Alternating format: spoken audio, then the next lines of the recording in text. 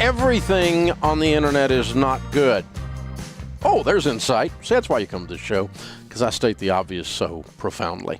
But let me just tell you, I have made a decision. It's like a new thing this year. It's one of my 2016 things. I refuse to read comments after articles. The stupid and mean human beings that post comments after articles, when you see this stuff on there, you know why some species eat their young. I mean, it's just unbelievable. Some people's kids.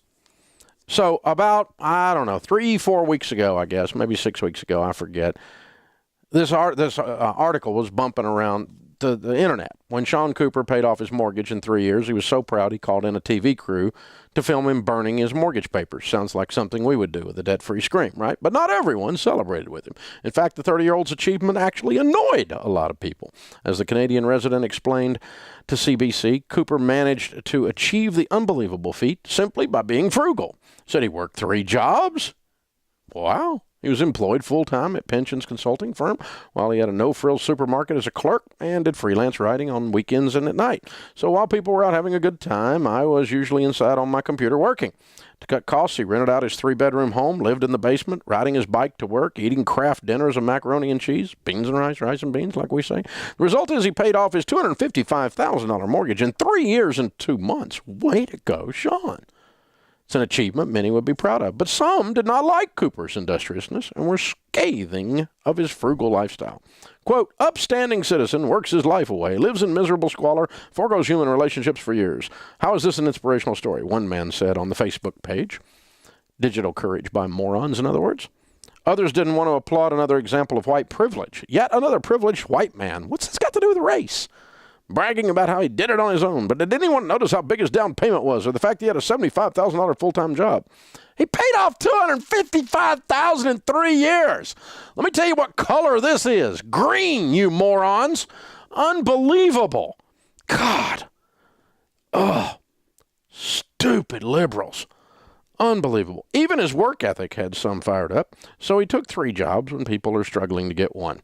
So as the lady says, so he took 3 jobs when other people are struggling to get one so that he can pay his debt off faster while others are trying to find a job and they struggled. Well, I think we know why you didn't get a job, Eeyore. Whew. Some got even more personal, and it goes downhill from others. I mean, others wondered if he lied and had help and everything else, and he had to go back and explain, I didn't get an inheritance. I paid for my university all myself, so I certainly wasn't given a free ride. My mother was a single mother. I paid her $600 a month to rent when I was living in her basement, saving up the down payment.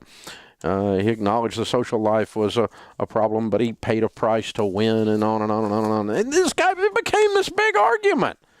Because the guy wanted to manage his money and his life his way, and it offended a bunch of victims out there.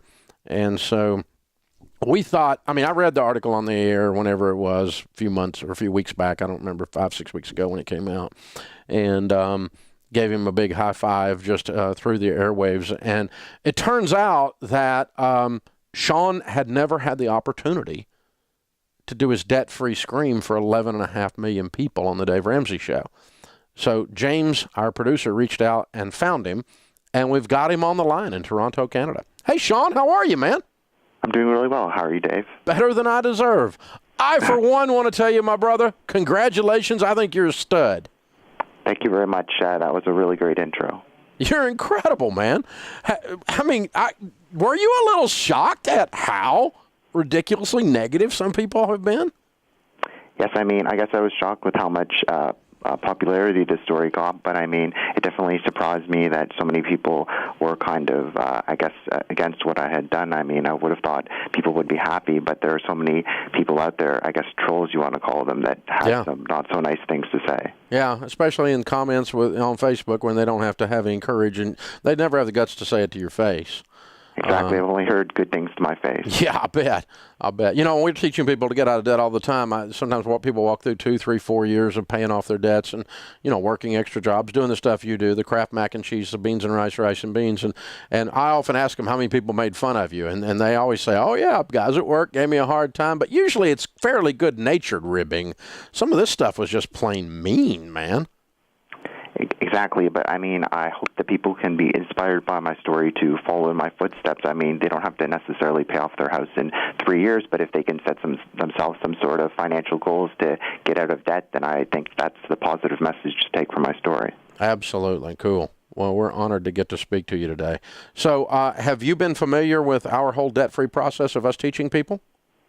Yes, I mean, I've definitely read up on your steps, and they're great steps to help people get their finances in order. So, I mean, I'm definitely following all your steps, and I'm happy to have my mortgage paid off. Well, we're proud for you on that.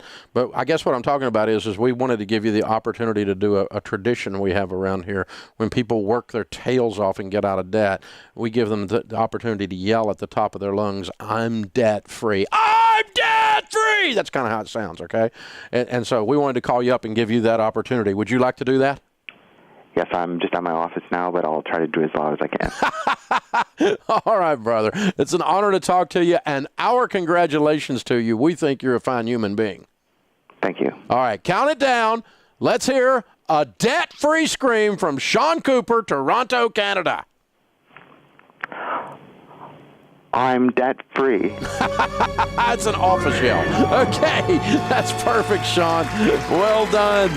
Good job, dude. Well, it's good to talk to you, sir. Hey, guys, thanks for watching. If you enjoyed this video, click the subscribe button to get the latest content and check out these other great clips from the show.